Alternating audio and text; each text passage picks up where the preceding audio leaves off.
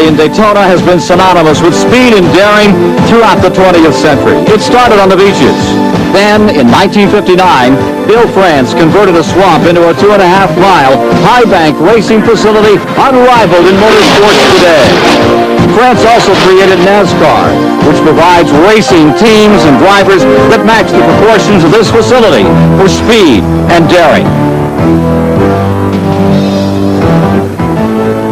And welcome to the World Center of Racing, the Daytona International Speedway, for the twin 125-mile qualifiers. They are fast, they are frightening, they are important. Good day, I'm Ken Squire with these two races to decide the majority of the field.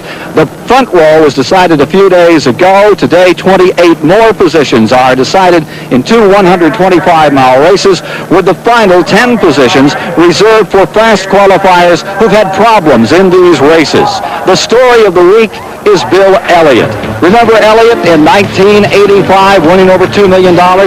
He considered he had a poor year last year at only $1 million. Well, he's back in his winning ways here in 1987. This was his pole position run around the 2.5-mile track at over 210 miles an hour, breaking his 1985 record.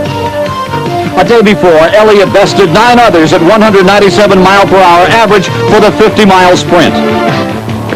Elliott at 210.364 is on the pole, and he's in this race for a couple of reasons. One, to really shake out car number 9, and number 2, to try to take that $30,000 first prize. Alongside is David Hobbs and Ned Jarrett for the action. Gentlemen, your comments about these races.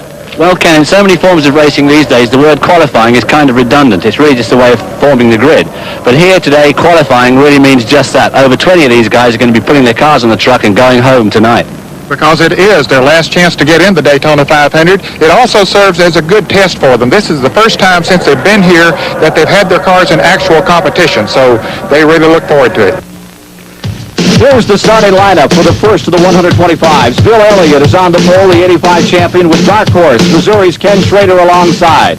Dale Earnhardt, defending national champion on row 2 with Neil Bonnet. And in row 3, it's Rick Wilson and the Talladega winner, Bobby Hillin Jr. In row 4, Buddy Baker, the 1980 Daytona champion, and Phil Parsons, Ricky Rudd, and Darrell Waltrip with his new team. Row 5, row 6, Lake Speed, and the 72 winner, A.J. Foyt. In row 7, it's Ron Bouchard from Massachusetts, and the 7-time champion, Richard Petty. Tom Sneva, the Indianapolis great, is there. Looking further back in the field are drivers hoping to make the top 14 today and make their way into the Daytona 500.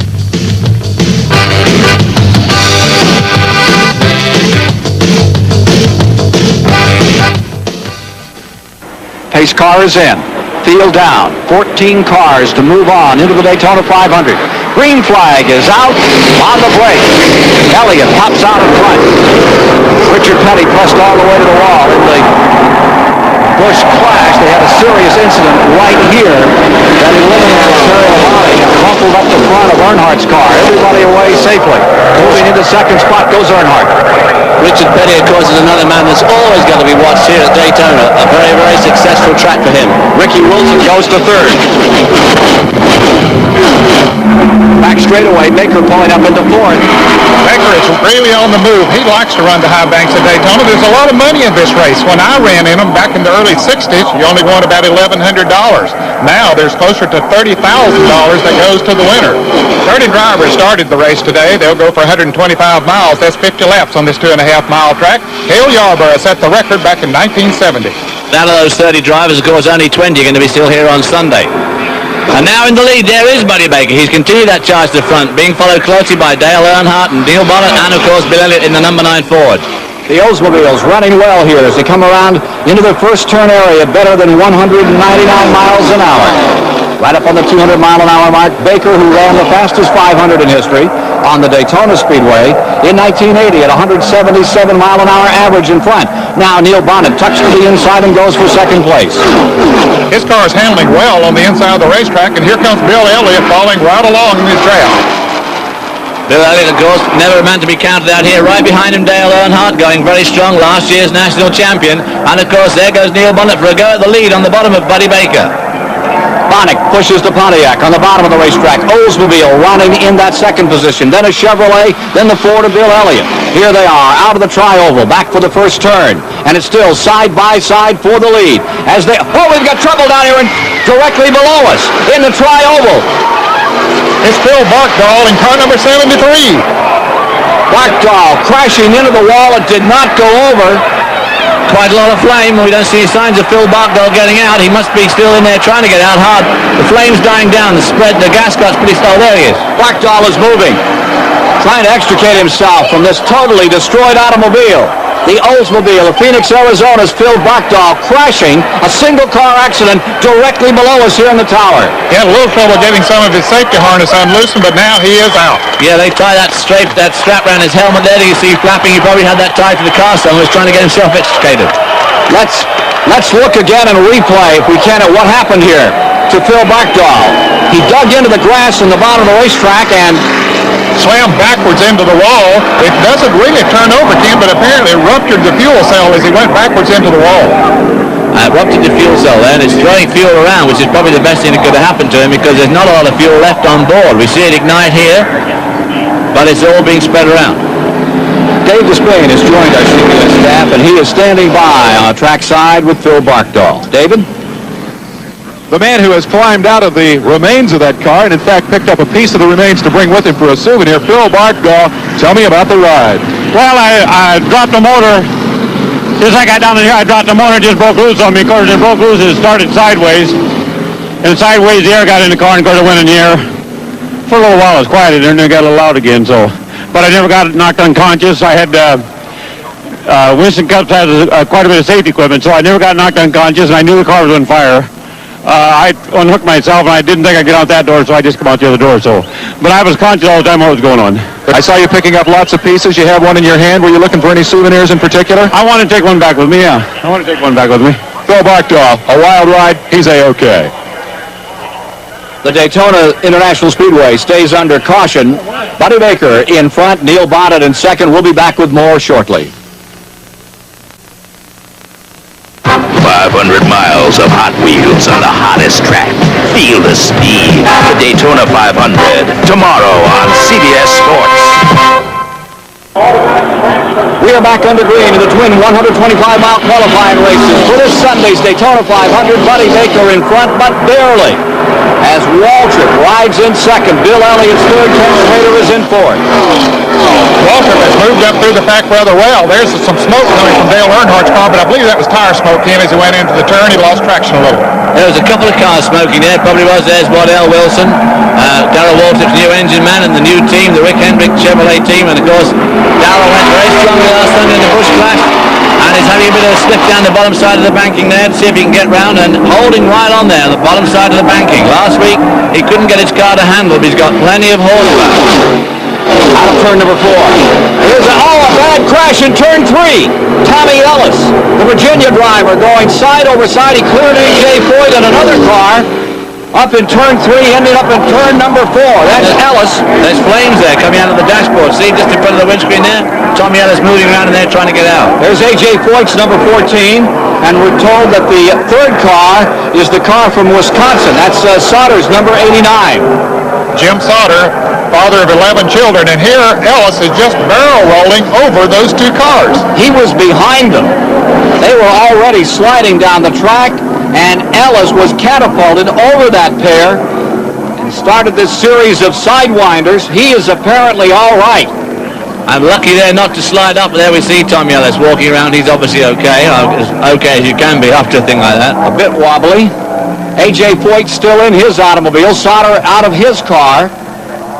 And here's Greg Sachs. He was also involved to some degree, just missing the incident. Sauter over looking in on A.J. Foyt, who is still in his Oldsmobile, number 14. Another look at what has happened here in this second major incident of the day.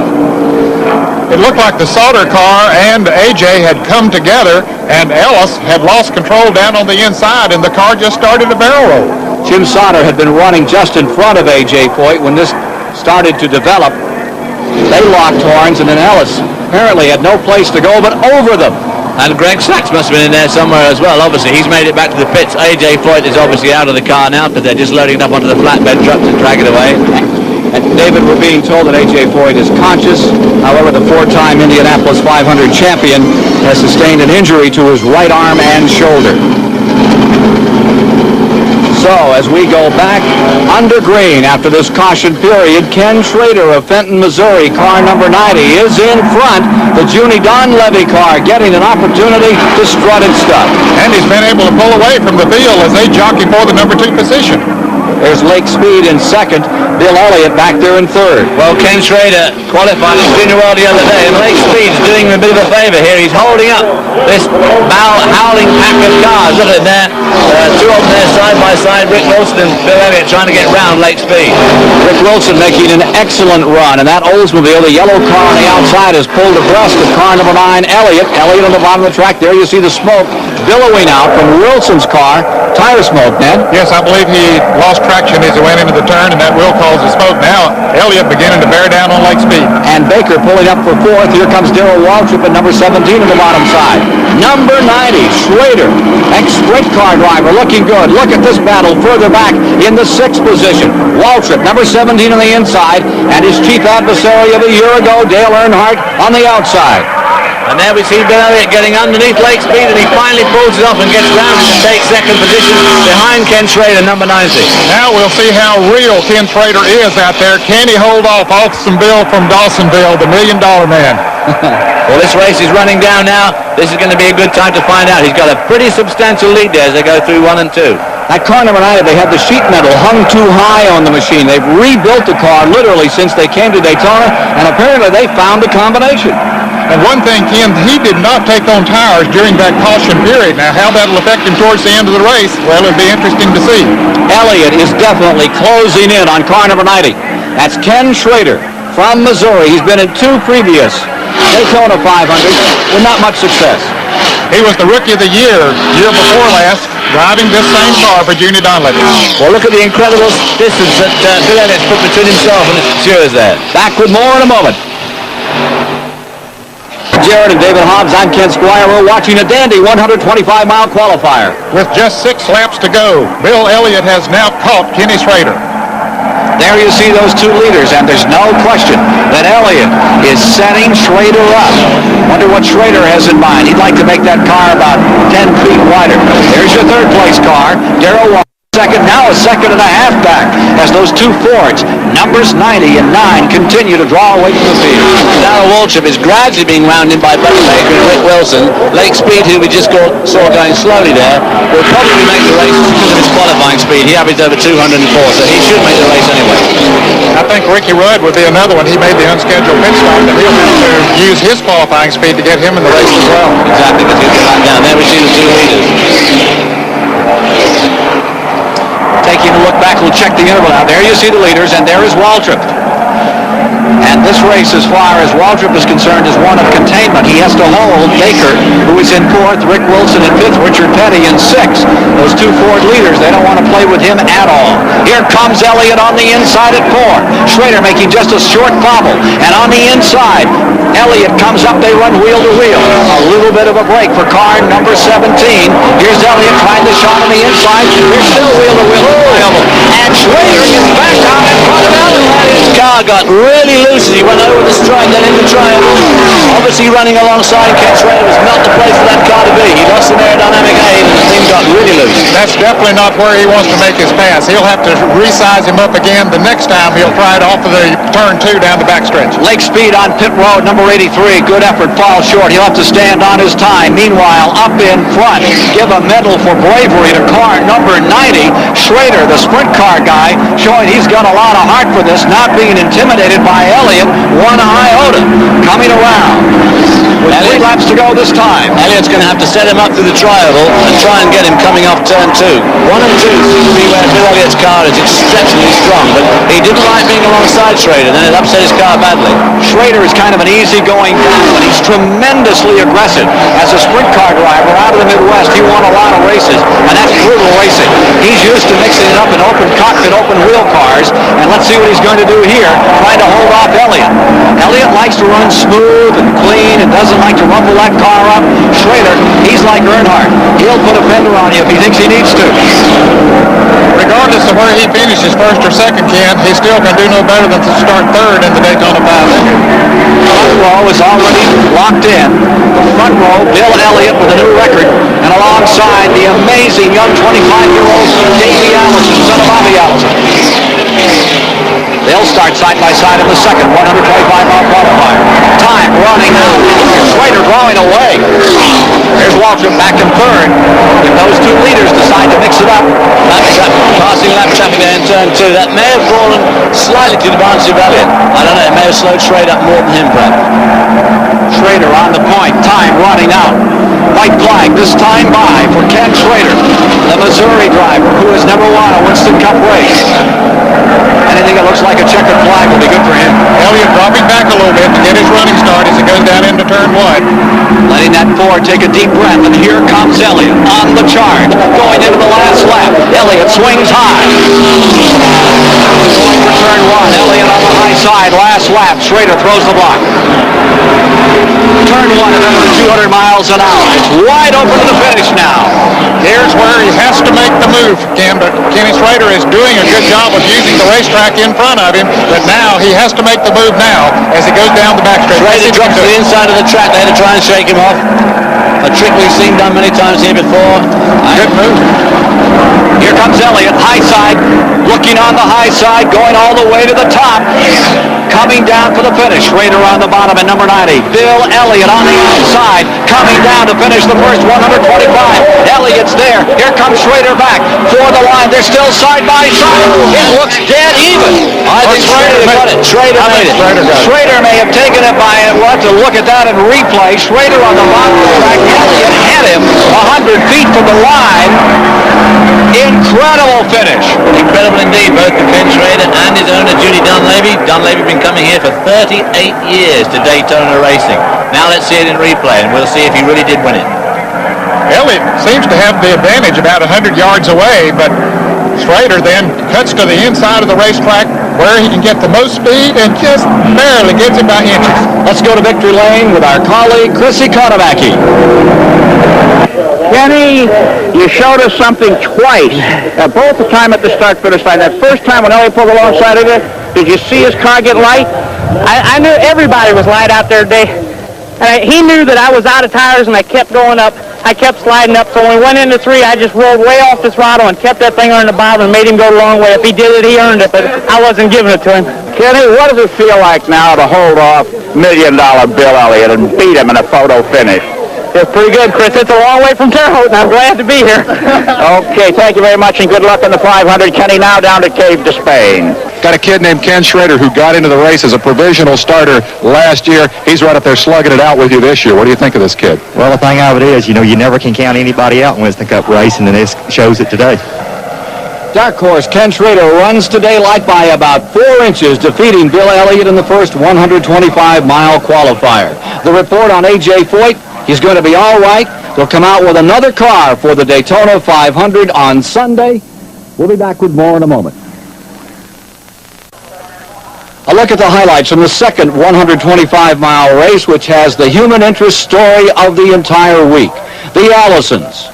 Bobby Allison, age 49, on the outside of row 1, and his 25-year-old son, a rookie in the front row. For the first 3 laps, the number 28, Davey on the inside, his dad on the outside at 200 miles an hour. Then we see later on in the race there, side by side with Benny Parsons. He doesn't have quite so much luck to start with. The car gets away from him, but with tremendous control and absolute lack of panic, he holds on to that car and goes on to finish in the top 10. Didn't work quite as well for Blackie Wanger in the car number 39. He spins around as leader Benny Parsons goes by. There's Bobby Allison running in second place. They'll go on to finish first and second as Blackie Wanger slips back up on the racetrack and hits the wall. The round down on the inside, out of the way of oncoming traffic. Here are the final standings in the second 125-mile qualifier. A big victory for Benny Parsons. Bobby Allison in second, Bodine third, Sterling Marlin fourth, Harry Gant fifth, and the man who will sit on the outside of the front row in the Daytona 500, Davey Allison, was relegated to sixth after that wild slide. In the final position, way back on the bubble, Trevor Boyce and Mark Stahl both made it when Rodney Combs had engine trouble and succumbed in the last lap. So, the field is established for tomorrow's $1.5 million 29th annual Daytona 500. For an overview on tomorrow's Daytona 500, let's go to our host, Chris Economaki. Thank you, Ken. Well, the field for the Daytona 500, the Super Bowl of stock car racing, is set with Bill Elliott on the pole. Until today, Bill Elliott was the man to beat. Well, today, Bill Elliott was beaten by Kenny Schrader and the surge of youth. Schrader and his young Confederates are not concerned with the names and the reputations of the Waltrips, the Bodines, and the Yarboroughs in this one. But there's more to it than that. There's the question of safety. Today was a difficult day. A lot of wrecks, some drivers injured, and the big question for the 500 is, can it go that long with speed and with safety? Back to you, Ken. Thank you, sir. For Ned Jarrett, David Hobbs, Dave Despain, and Chris Economaki, I'm Ken Squire, inviting you to join us tomorrow at 12 Eastern for the Great American Race, the Daytona 500, live here on CBS. Those races took place on Thursday. Now, yesterday, Daytona was in the news again, but it was tragic news, I'm sorry to say. In the Charlotte Daytona Dash, NASCAR subcompact division, Joe Young, a 10-year veteran, died of internal injuries when, as you see here, his car slid into the lower rail. The 38-year-old Young is survived by his wife, Deborah, and their two children.